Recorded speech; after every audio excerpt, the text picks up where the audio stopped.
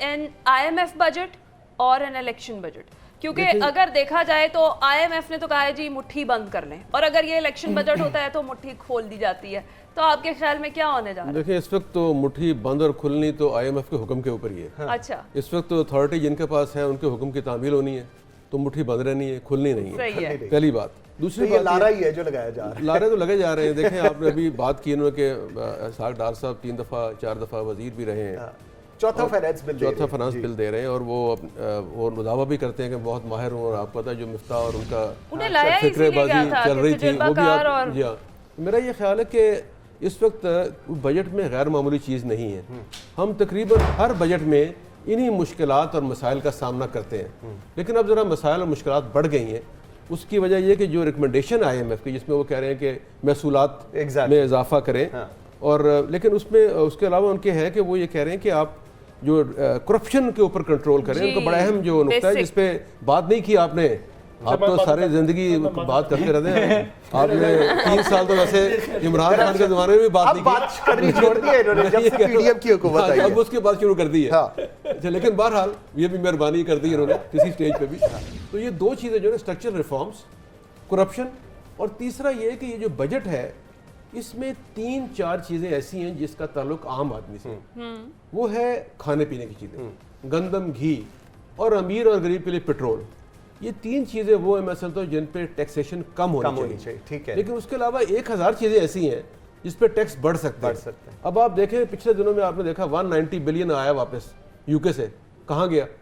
तो इस तरह बड़ी बड़ी जो अमाउंट्स हैं वो तो गायब हो जाती हैं, लेकिन एक परचून फरोश जो उसको पकड़ लेते हैं कि GST दे भाई। बिल्कुल ठीक। तो मेरा ये राय है कि हुकूमत को इस वक्त, वैसे तो बजट उन्होंने देना है IMF की मर्जी से, उसके बावजूद भी कुछ ना कुछ स्पेस होती है कि आम आदमी को ब्रीदिंग स्पेस दे दी जाए, और वो उनकी अशाए खुर्दो नोश की जो कीमतें हैं उन्हें कंट्रोल किया जाए।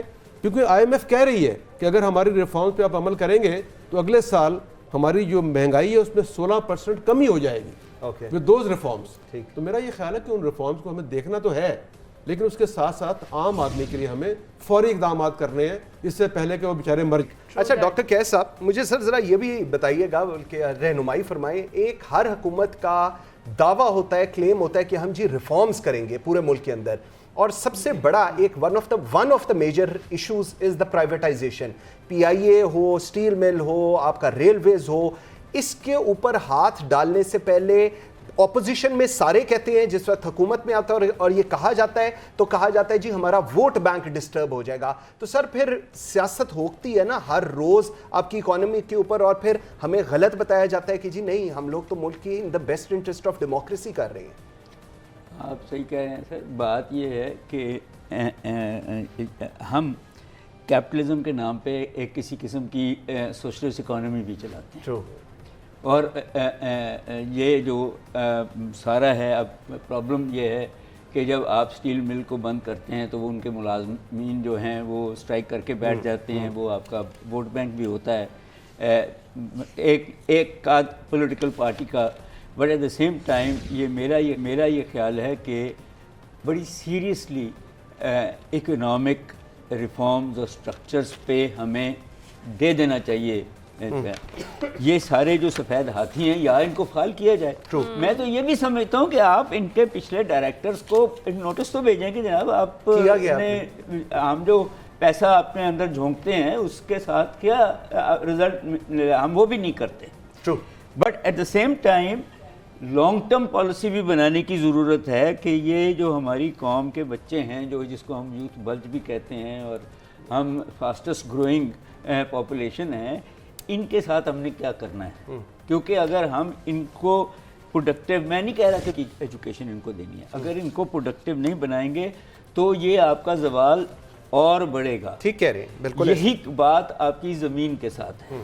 ठीक है, फ्लड की वजह से वो प्रॉब्लम्स बढ़ गए हैं, but at the same time small farmers की डायनेमिक्स, ये लार्ज जो फार्मर्स हैं उनकी डायनेमिक्स, और कैपिटलिस्ट फार्मर्स की डायनेमिक्स। हम कैपिटलिस्ट फार्मर जो 20-22% हैं उनको तो ये लोन्स भी दे देते हैं, उनको ये सारा कुछ दे देते हैं, या एटलीस्ट चाहते हैं, मगर वो जो बाकी 80% आपकी लैंड है